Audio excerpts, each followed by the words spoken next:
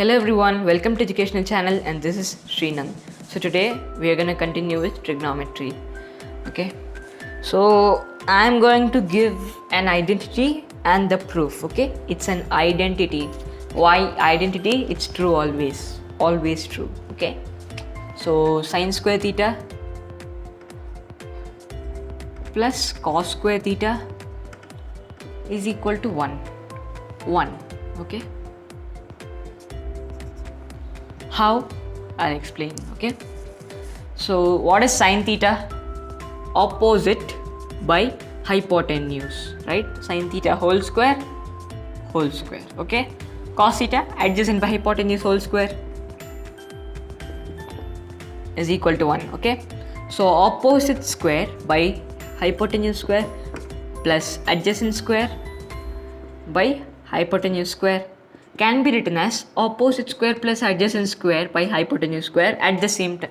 So you can combine the fractions, same denominator, right? So you can write it like this is equal to 1. And by Pythagorean theorem, opposite square plus adjacent square is hypotenuse square. So these two are equal. So you can cancel them and the answer is 1. So 1 is equal to 1, hence proved. Sine square theta plus cos square theta is equal to 1. Okay, and then another one. This is an important identity. Okay, this is an important identity. Now I'm going to erase this. Okay, I will erase this. Okay, now cosec square theta minus cot square theta is equal to 1. Okay, cosec is 1 by sine, opposite by hypotenuse, inverse. So hypotenuse by opposite whole square minus opposite by adjacent, inverse, adjacent by opposite. Okay, adjacent by opposite whole square. Note that both have same denominator. Here also they had the same common denominator, hypotenuse, and in the next one also there will be the same common denominator. Okay, so is equal to 1, right, according to the identity. Now hypotenuse squared minus adjacent squared by opposite squared. By the Pythagorean theorem we know that h square is equal to a square plus o square, correct? H square minus a square is equal to o square, right? H square minus a square is equal to o square. Minus a square, here if it goes plus a square, both are same. So these two are same, they will give 1. So hence proved this is also 1.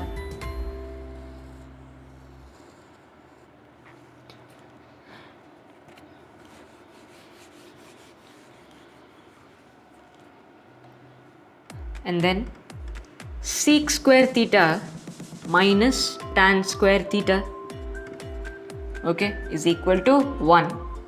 All of these are equal to 1. You can notice that, right? All of these are equal to 1. Now 1 by cos theta. Cos theta is adjacent by hypotenuse, hypotenuse by adjacent whole square minus opposite by adjacent whole square is equal to 1. Hypotenuse squared is equal to opposite square plus adjacent square. That is universal, right? So h square minus o square by a square. This is equal to a square, right? That's the thing. That's all. They will give 1. So this is also an important formula. So these are the 3 fundamental trigonometric identities. Okay, identities. Okay, so sec square theta minus tan square theta is equal to 1.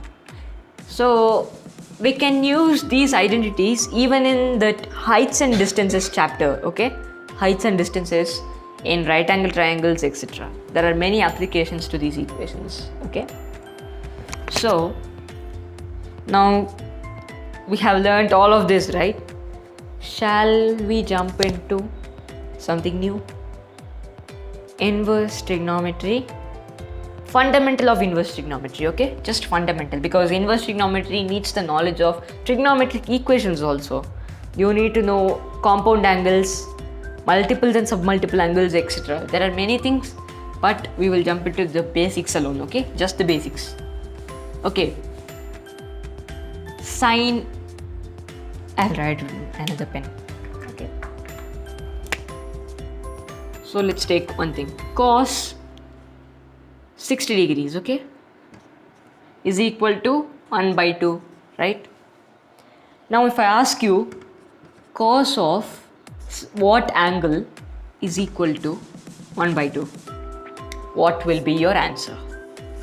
Cos of an angle is 1 by 2. What is that angle? Okay, so you will tell 60 degrees, right?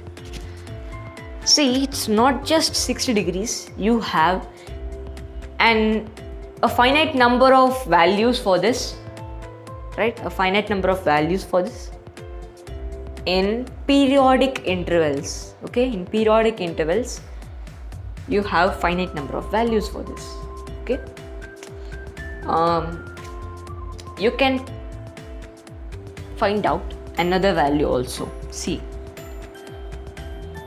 if you know about the quadrants, right, the 4 quadrants which we used in coordinate system, the same quadrants can be applied for trigonometry in different purposes, okay?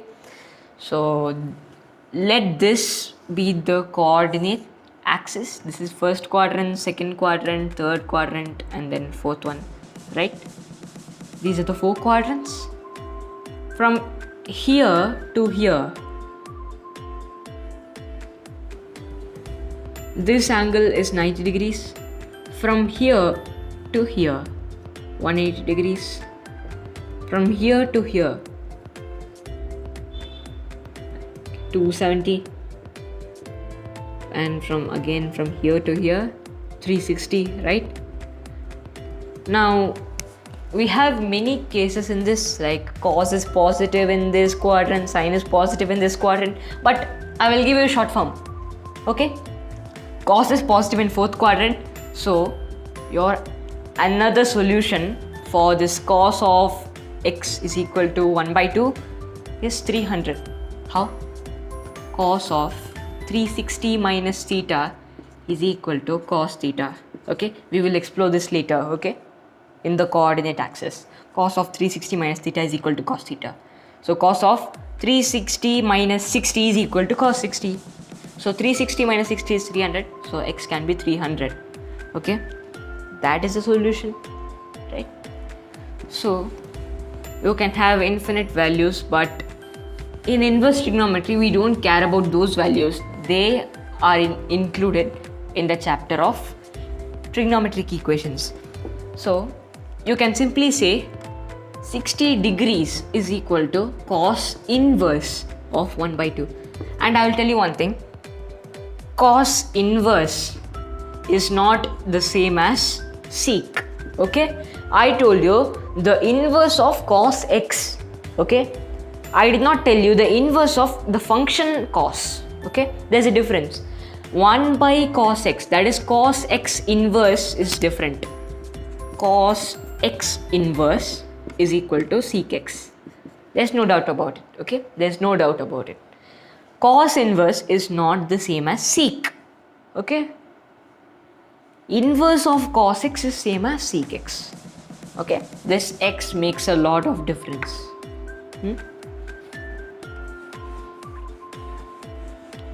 Okay. Now, this can also be expressed as pi by 3. What is pi, you ask me? Pi is 180 degrees in trigonometry, okay? 180 degrees in trigonometry. Actually, this is pi radians. We call it as radians, okay? Pi radians, 180 degrees, okay? How to convert these units? Very simple. See, if you have an angle, okay, let's say 60 degrees, you will multiply it by pi by 180, okay? That angle into pi by 180. That's the formula to convert it into pi by something. That value can be expressed in this way. So 60 into 3, pi by 3. Okay? If I have 120, right? In 120 into pi by 180, correct? So 60 into 3, 60 into 2, 2 pi by 3. It's like that, okay? So it's very simple to convert it, right? Yeah. So now, cos inverse of root 3 by 2. What is that? Pi by 6. 30 degrees. Pi by 180 into 30. 30 and then 180 cancelled, pi by 6. Okay? So cos inverse is like this. Now note, sec inverse of root 3 by 2 is not equal to 6 by pi. Okay? Do you know why? Because cos inverse of cos of something is a value, and that value can be made into reciprocal value. Okay? But cos inverse of something is an angle. Okay? So if it's 60 degrees, your answer in terms of sec inverse of y or sec inverse of x cannot be 1 by 60 degrees. Okay? That's the point. You cannot reciprocal an angle. You can reciprocal its values. Okay? Okay, that's all for today. Let's explore about the quadrants in the next video. Thank you. Make sure you like and subscribe.